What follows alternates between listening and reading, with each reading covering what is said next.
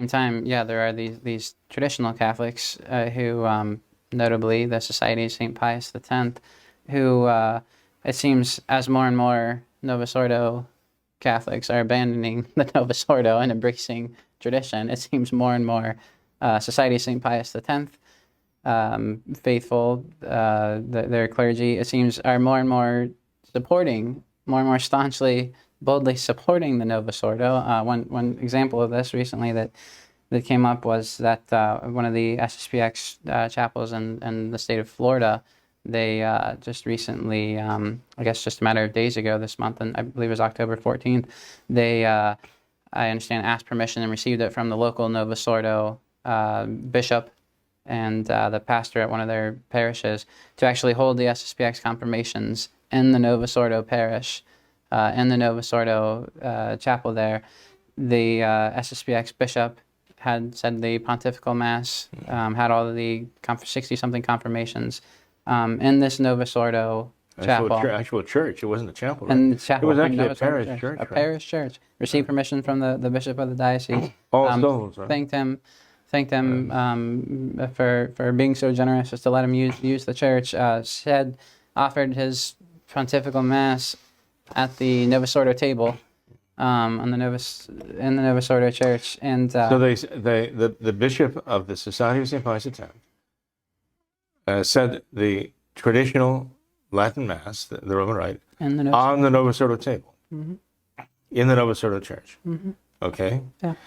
And hadn't seemed to have no problem with that. No problem. They were very, very grateful that he would be so kind as to let them use the large church. The same table where he's saying where you're having the Novus Ordo, day after day after day, right?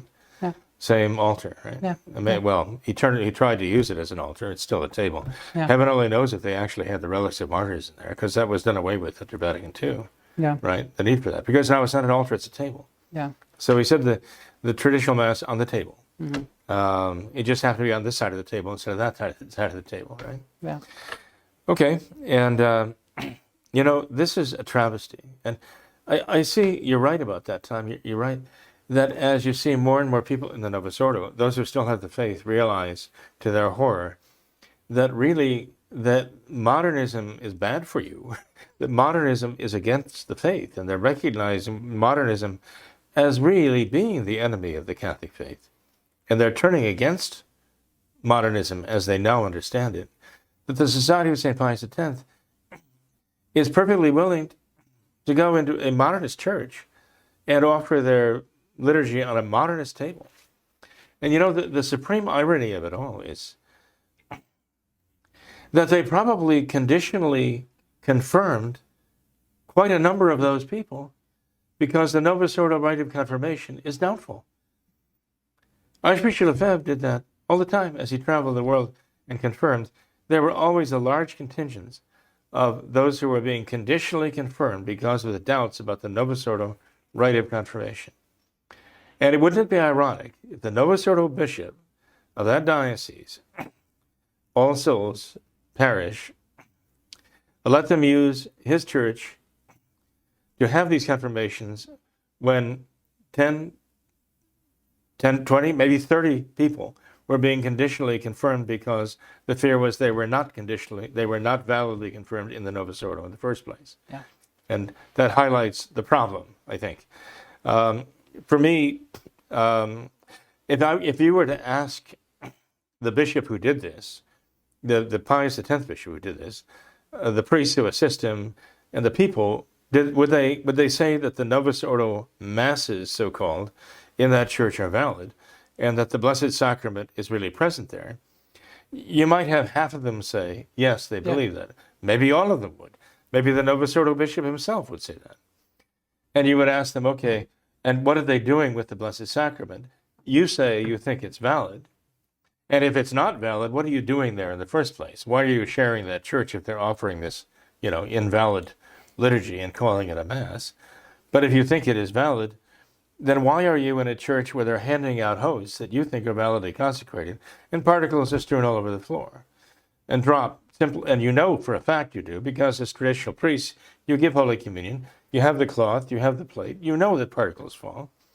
And this is simply a matter of fact. So why are you stomping around inside the church where you actually think the Blessed Sacrament is being, there's a great sacrilege going on. Is the Novus Ordo liturgy a sacrilege or is it not? Is it a sacrilege as it is on the books, or at least the way it's done? And if it is a sacrilege either way, why are you there doing this? They seem to find a way to justify it, and they seem to be moving in the other direction, as you pointed out, against this whole tide of people awakening to the evils of modernism. And the Society of St. Pius X seems to be willing to be more kind of cozy up to it more and more, and fail to acknowledge that this modernism is totally inimical to the Catholic faith and destructive of the Catholic faith. Father, I think that's the only logical conclusion of their illogical position. I mean, they've taken this hardline stance on the state of Ecumenism question, and they are left with no out. There's no way around this. I mean, if this is really their position, they have to try and do this confusing mess where they try and be traditional Catholics within the framework of a non-Catholic church. I mean, now they're literally trying to say a traditional Mass, Catholic Mass, in a non-Catholic church. Well, you know, something you said earlier I think was very poignant too. You said that they've been hammering so hard on this, that Francis is the Pope, Francis is the Pope, Francis is the Pope. You can't question it. Yeah. That even now, when you have conservative Novus Ordo people who are awakening to the questioning, gee, is Francis the Pope? That's a serious question. How is the Society of St. Pius X going to retreat from that? So it might turn out that you have this large number of conservative New Order Catholics who forsake the Novus Ordo because they now understand that modernism is an evil and it is not compatible with their faith, and question whether Francis is or can be a pontiff. Well, the Society of St. Pius X is the one who's upholding Francis's papacy and saying, well, of course he's the Pope. He must be the Pope. You can't question that. No. And wouldn't that be ironic if it seems to be heading that way, Father. I mean, it seems they could be Francis's last bastion of support. Mm-hmm. I don't know how any traditional Catholic could not feel totally betrayed by that. I mean, every traditional Catholic, anyone who would call himself a traditional Catholic would have to agree with St. Pius X that modernism is the worst enemy the Church has ever faced, greater than all of the other enemies combined. It's the synthesis of all heresies, and now we're sharing tables with modernists. We're sharing churches with the modernists. We are propping up the modernists. Now, how could any traditional Catholic not feel completely betrayed? Well, actually, Tom, if you already said, okay, we're sharing the episcopacy with Communist Party members in China who are made bishops, right, of the new church. And we want the new church to recognize our bishops, even as they recognize the communist bishops of China. When you accept that, you're all sitting around the same table. You're living in contradiction. Something bad is going to happen. That can't hold. But doesn't something have to give, Father? I mean, this is it's an irreconcilable position. I mean, you cannot, as you said so many times, you cannot be a traditional Catholic in the Church of Modernism. There's no room for it. So it's either that you lose your traditional Catholic faith and you embrace the modernist position, or you leave this construct, whatever this monstrosity is, that is not the Catholic Church. Is there any other possible outcome of this? The only Catholic answer is to embrace Catholic tradition. If you are old enough to have grown up in it, return to it. If you're not, find it. Hold fast to it. If you still have the faith, I think Dommer expressed it very well.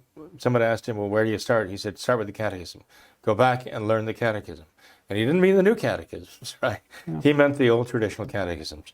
Go back and learn your faith. That's the place to start. And if you learn your faith, then you'll understand, and you'll see where the true Catholic religion is. And it's not with the New Order. It's not with the Synodal Church of Francis. It's with the traditional Catholics, who have never lost it, never given it up, right?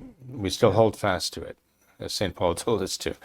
So in any case, that's the answer. But this is a concern we've had. And, what you mentioned about the Society of St. Pius X actually going through with this confirmations in the Novus Ordo church itself, right? Church structure. I mean, what's the next step? You have the church building, and then you have the church with a capital C, the Novus Ordo Church, and they're actually in that, and they make a point of it by having confirmations in that church. Yeah, yes, we are in that church. Yeah. We're part of that church, and this has been my concern all along. And I know so many people, who are in with the Society of St. Pius X, and I worry about them.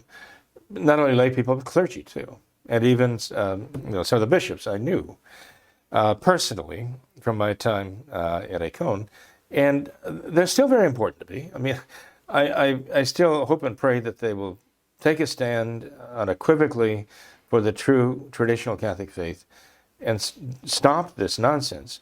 But it is Archbishop Lefebvre, actually, I think, who stated it most clearly in his last interview. And I've asked people to please read Archbishop Lefebvre's words delivered just a couple of months before he passed away in 1991. An interview that was available in French, the original, but in translation, English translation, only for some few years now. But it is available. In fact, one can go to the DRBO website. God bless the man who conducts that. I understand he has cancer. Please pray for him. DRBO.com website. DRBO means Douay Rheims Bible Online. It's a great resource. And you look at the bar on the top, and you come to, I guess it's information or something like that, but you click on it, and among the choices are articles. And one of the articles given there is Archbishop Lefebvre's last interview. And you might say that's Archbishop Lefebvre's final statement on all that he had done. And it's very interesting because he makes it very clear in that last statement that you cannot have a working agreement or a working arrangement with the Novus Ordo. You have to address the doctrinal differences first, he said. Now, he actually did say explicitly to the leaders of the SSPX before he died that they must not try to work out some kind of working arrangement with the authorities in the Vatican, the Novus Ordo leadership, without demanding that the doctrinal issues be addressed first. Modernism, synthesis of all heresies. He said that had to be solved and resolved. But it seems that they are now ignoring his words and plunging ahead into being willing to work out some kind of a, working arrangement with them. I think they're being lured into a trap of ecumenism. Ecumenism from the other direction.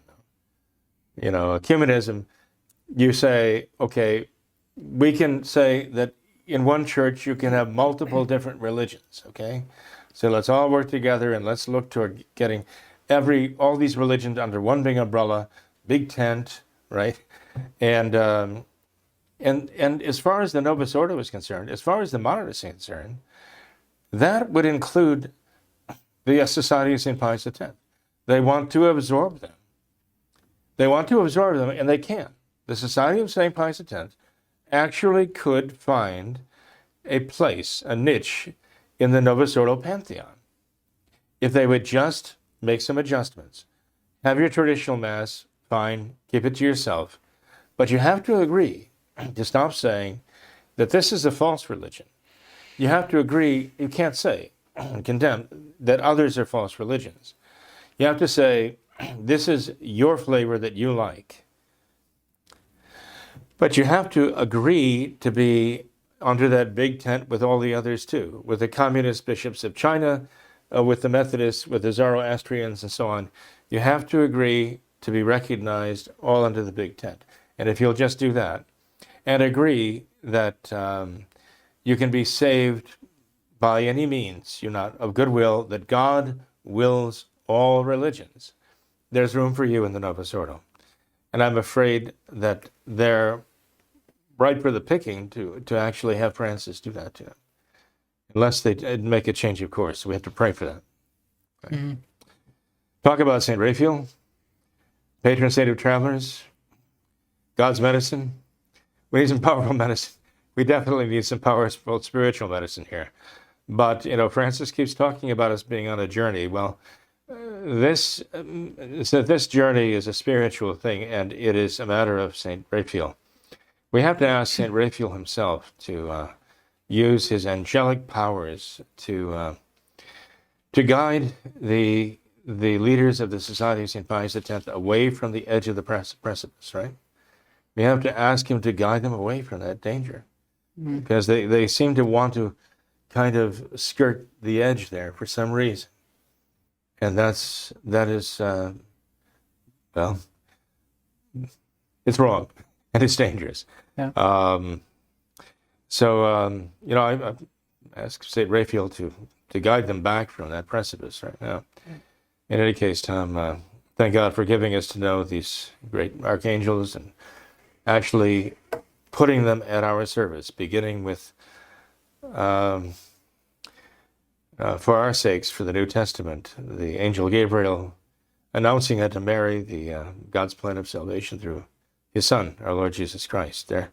That must be our focus at all times, right? To be faithful to Christ, no matter what else may happen to us or around us. The one thing is to remain faithful to him, to Jesus Christ.